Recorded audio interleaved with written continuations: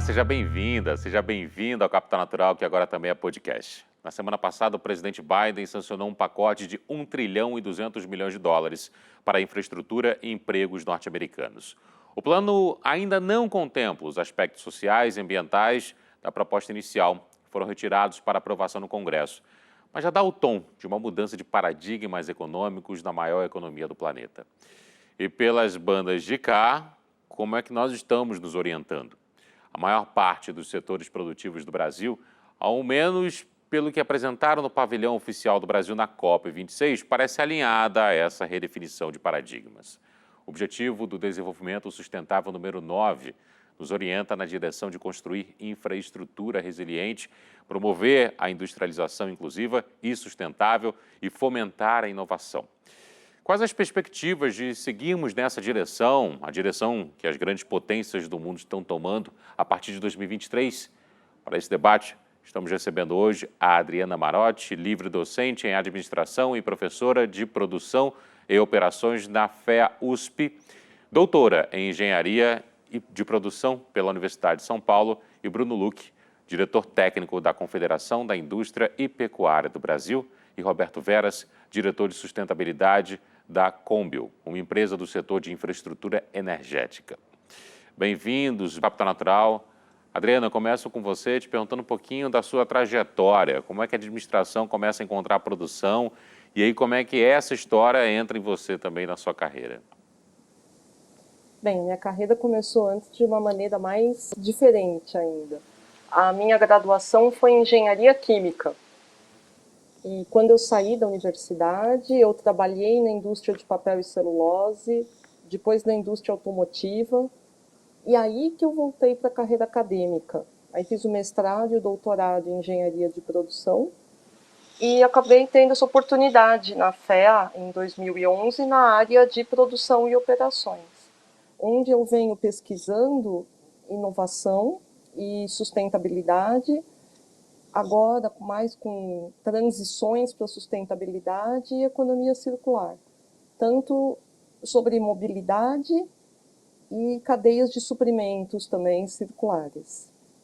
Então, é interessante ver como a minha trajetória, que começou como desenvolvimento de produtos e inovação, acabou meio que naturalmente migrando para a discussão de sustentabilidade, porque ela começou a realmente ser relevante tanto para a indústria quanto na academia.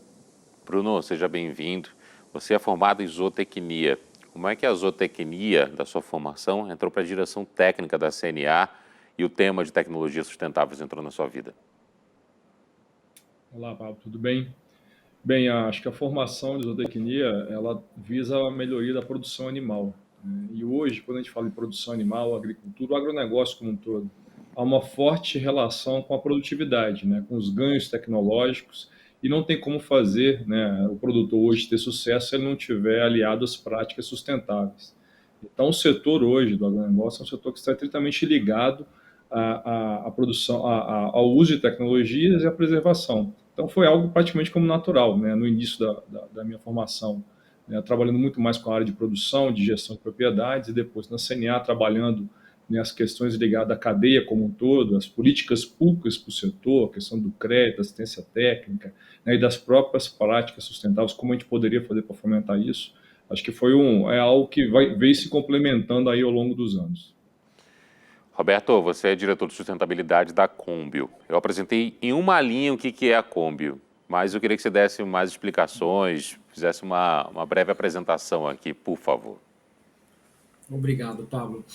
Bom, a Combil ela foi fundada em 2008 com o objetivo de levar a biomassa para setores industriais que não estavam acostumados a usar a biomassa. Então, você tem setor sucroalcooleiro e papel e celulose, que há muito tempo já geram tanto energia térmica como energia elétrica, queimando seus resíduos, mas você tem setores como mineração, químico, alimentos e bebidas, algumas indústrias que não estavam acostumadas a ter biomassa como um combustível para geração de vapor. Então, a Combil ela tem um modelo de negócio onde ela provê uma solução completa que vai desde o investimento nos ativos, toda a operação, manutenção e folha de pagamento dessa operação e principalmente o abastecimento da biomassa para essa unidade. E aí tudo isso que eu descrevi vai estar embutido no preço da tonelada de vapor que eu vou vender para o meu cliente, né? Então a gente tem um modelo aí muito pautado na transição energética e mais para frente eu posso comentar mais um pouco, mas é um modelo que a gente integra e gosta de integrar economia circular com inovação na indústria, né? Trazendo aí projetos que queimam biomassas não convencionais. E aí a gente faz essas transições energéticas dessa forma. Eu quero te ouvir mais sobre isso daqui a pouquinho, mais para frente ainda nesse programa, nesse Capital Natural. Bruno, volta a você para saber um pouquinho do setor agropecuário com relação às mudanças climáticas. A gente sempre fala na programação do Band News TV da locomotiva econômica, que é o setor agro brasileiro, e como é que a economia começa a ganhar contornos a partir da agropecuária também do Brasil. E eu queria que você falasse um pouco do ponto de vista das mudanças climáticas, como é que o setor agropecuário tem se comportado diante desse tema. Bem, legal. Vale a pena a gente fazer um relato histórico, né, de como era a agricultura do Brasil aí na década de 60, 70. Né? Pegando a produção de grãos, soja e basicamente milho, ela era concentrada no sul do país, né, nos 3 estados, porque é um dos estados que tem um clima, né, mais próximo ao clima temperado, da onde surgiu as maiores inovações tecnológicas na agricultura. Mas na década de 70, realmente por uma iniciativa da gente intensificar as pesquisas, vamos dizer, as pesquisas do setor, né, adaptadas às condições brasileiras, né, nós tivemos um programa, né, de enviar estudantes de mestrado, doutorado para outras universidades do mundo inteiro e eles retornarem para o Brasil para tentar desenvolver essas tecnologias, adaptar as tecnologias de lá para cá.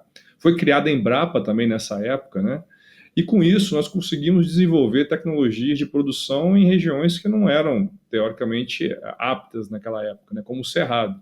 E hoje o Cerrado tem mostrado aí um enorme potencial produtivo aliado a práticas sustentáveis. Então acho que o crescimento, a modernização da agropecuária brasileira, ela se deu com base em pesquisas e pesquisas já com base sustentável.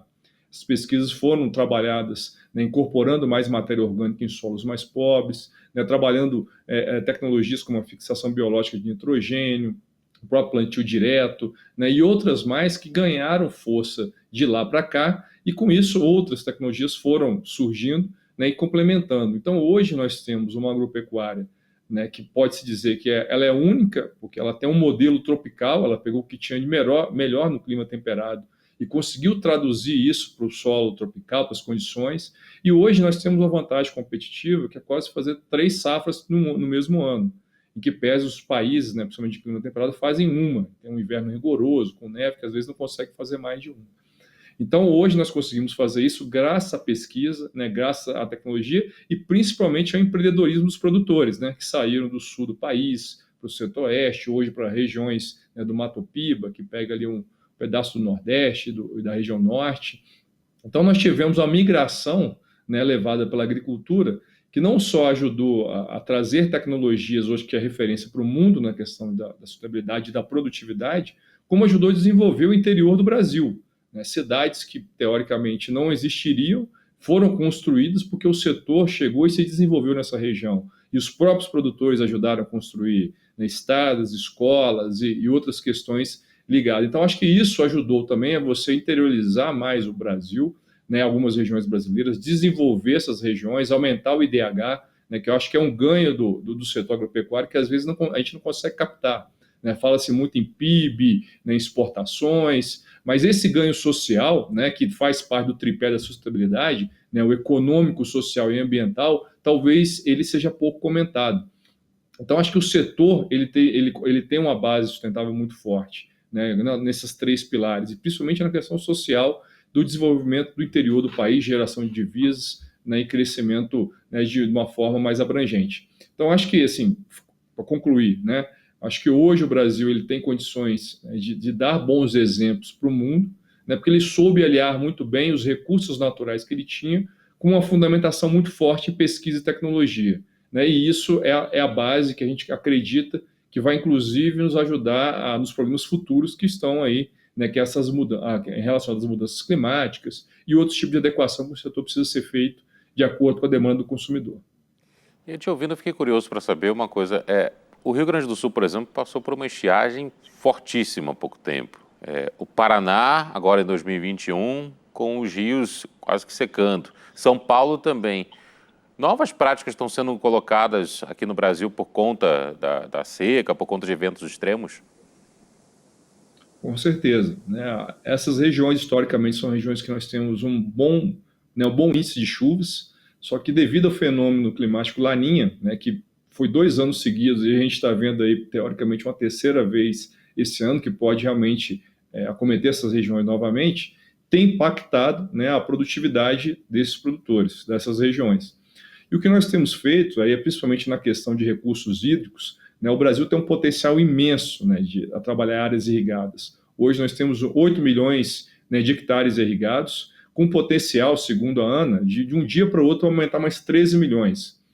Só que o nosso problema nem é tanto tecnologia, porque nós temos tecnologia de uso racional de água, né, de aumento de eficiência. O problema muito mais está nas questões legais, né, no ambiente burocrático, né, de leis que precisam ser aprovadas, né, de regulamentadas que ainda não foram, que prejudica a rápida implantação dessa tecnologia. Por quê? Porque hoje, quando se fala em irrigação, o Brasil ele usa 70% da água disponível, depois de suprir, de considerada o uso humano, o uso animal, né? Então é só esse percentual que seria utilizado, né, para o recurso, para a irrigação. Se a gente pegar toda a água doce do Brasil hoje, né, da vazão que é perdida no mar, a agricultura não usa 2% dessa vazão. É algo que vai para o mar, né? A Austrália praticamente, que tem condições muito piores que a nossa de recurso hídrico, não deixa praticamente nada chegar, né? Ele faz uso dessa água, porque é a água nobre que serve para utilizar na produção de alimentos.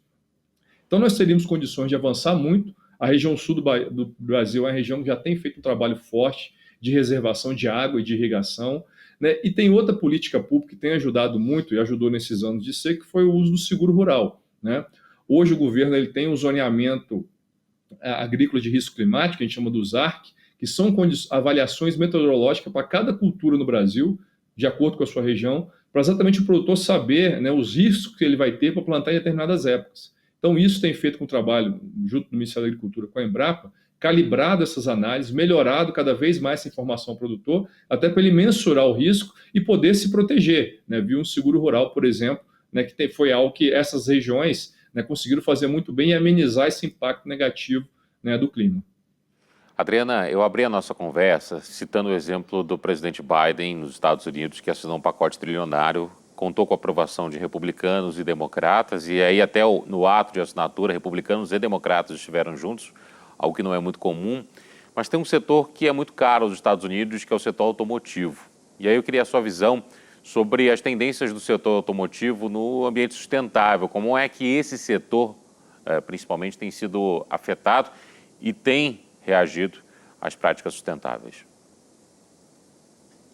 Bom, o setor automotivo ele é um dos setores mais expostos e é um dos setores também que tem o maior impacto em emissão de CO2, em consumo de recursos de combustíveis fósseis e impactos fortíssimos também, tanto em saúde e na vida, né, no dia a dia das pessoas, causando problemas de congestionamentos, poluição sonora, problemas de segurança viária.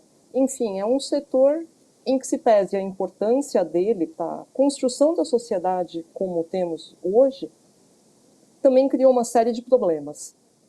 E acho que isso é um avanço importante dessa indústria, foi reconhecer esses problemas. E isso vinha num ritmo não muito acelerado, por assim dizer. A indústria meio que estava fazendo um papel assim, tradicional de indústria, que é não reconhecer os seus problemas. Que eu acho que é muito ruim isso. Então ficava sempre enfatizando seus lados positivos e meio que cozinhando a mudança assim em fogo baixo. Isso mudou tudo a partir de 2015, quando veio à tona aquele escândalo do Dieselgate, onde empresas como a Volkswagen, principalmente, foi a mais exposta, ela foi pega traindo, cheating, falseando mesmo resultados de testes de emissão em relação ao diesel. Então esse foi praticamente um ponto de inflexão, tanto por parte da indústria quanto por parte de políticas públicas, enfatizando cada vez mais ao banimento de motores a combustão interna. Isso na Europa, nos Estados Unidos, na China, que já vem com esse processo há muito tempo. E o que a gente vê hoje é um investimento muito grande da indústria automotiva global como um todo, na busca de tecnologias mais sustentáveis e menos dependentes do petróleo. Então você vê investimento muito forte em eletrificação, com todos os problemas também que vêm associados a ele. E você vê também um movimento que não é muito bom para o Brasil, de volta ao desenvolvimento dos países centrais. O Brasil está correndo um risco, acho, muito grande nesse momento, de estar isolado nesse movimento. A gente já viu aqui empresas tirando os centros de desenvolvimento do Brasil, até de produção. Então, acredito que o que nós temos como um ponto forte, que é o uso do etanol, é o aproveitamento das nossas reservas aí de biocombustível, né? Tanto o etanol quanto o biodiesel, isso é muito pouco aproveitado. E a gente corre o sério risco e ainda mais como as nossas regulações são muito atrasadas, em termos de emissões e em termos de acompanhamento do que acontece fora do Brasil, a gente pode acabar se tornar uma indústria muito isolada, só para o nosso mercado interno, o que pode não sustentar a indústria aqui no médio e longo prazo. Quero te ouvir mais sobre isso, inclusive, Adriano. Por que você coloca o Brasil como um ponto na contramão da atualidade com relação aos outros países? Por que o Brasil está ficando para trás? Olha, aí a gente tem como eu falei, que é uma vantagem, que aqui a gente tem o etanol, e tanto que o nosso índice de poluição atmosférica é mais baixo até, causado por automóveis, caminhões e ônibus, porque o diesel a gente usa só em caminhões e ônibus, que já é ruim, mas menos pior do que na Europa, por exemplo, onde você tem um uso muito intensivo do diesel como combustível para automóveis. Então, o que é, por um lado, algo positivo, que é o etanol, ele cria uma situação de conforto, por assim dizer, e que você não vê esse esforço, tanto por parte da indústria, quanto da própria regulação, de puxar, por exemplo, o uso de tecnologias mais avançadas, como veículo elétrico, ou até pesquisa sobre hidrogênio. E existe um potencial grande para se desenvolver motores mais eficientes e melhores usando o etanol. Por exemplo, a gente tem o uso do etanol diesel, que requer algumas modificações, é um pouco diferente, né? Que é muito pouco explorado. O biodiesel mesmo, em que se pese problemas ainda de desenvolvimento que exista, também foi praticamente abandonado. Então a gente tem o etanol desse lado, que poderia ser que é uma oportunidade, e por outro lado também a gente teve o descobrimento aí do pré-sal, a expansão da indústria petrolífera aqui, que também ajudou como pode assim dizer, tirar um pouco o momento e a pressão para essa atualização tecnológica aí na indústria.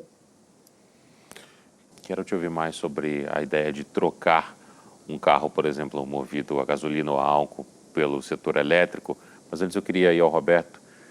Roberto, quero te ouvir sobre o setor produtivo brasileiro, sobre a produção, na verdade, de energia aqui no Brasil. Eu queria que você colocasse isso no âmbito da nossa conversa aqui. Como é que você vê a evolução desse tema? Combinado. Eu acho que quando a gente fala de energia aqui no contexto da Combio Energia, a gente está falando de energia térmica primordialmente, ou seja, vapor de água entregue através de dutos para essas indústrias, e esse vapor de água vai participar de processos industriais onde você tem troca de calor. Então, para secar alguma coisa, para cozinhar alguma coisa, para manter algo em determinada temperatura, você usa o vapor, né? Então, portanto, a energia renovável que a Combio produz hoje, ela não é elétrica, ela é essa energia térmica para essas finalidades que eu mencionei. E para você gerar essa energia, você obrigatoriamente tem que queimar algum combustível dentro de uma caldeira. Então, você não tem uma caldeira solar, caldeira eólica, você até tem caldeira solar, mas não economicamente hoje para você conseguir implantar. Então, hoje você está no gás, no óleo ou na biomassa.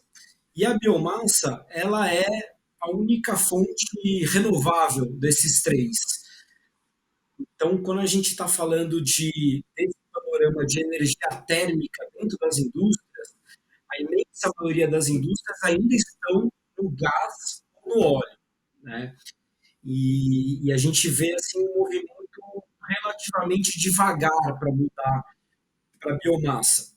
E por que isso acontece? É um pouco do nosso desafio relacionado à nossa prática comercial. Então, o cliente, quando ele faz o inventário de emissões dele, ele sabe que a caldeira é responsável até 80%, 90% das emissões daquela unidade fabril. Então, se ele quer reduzir emissões, não faz sentido ele atacar outras frentes, senão a caldeira. A caldeira é, uma curva ABC, o principal item.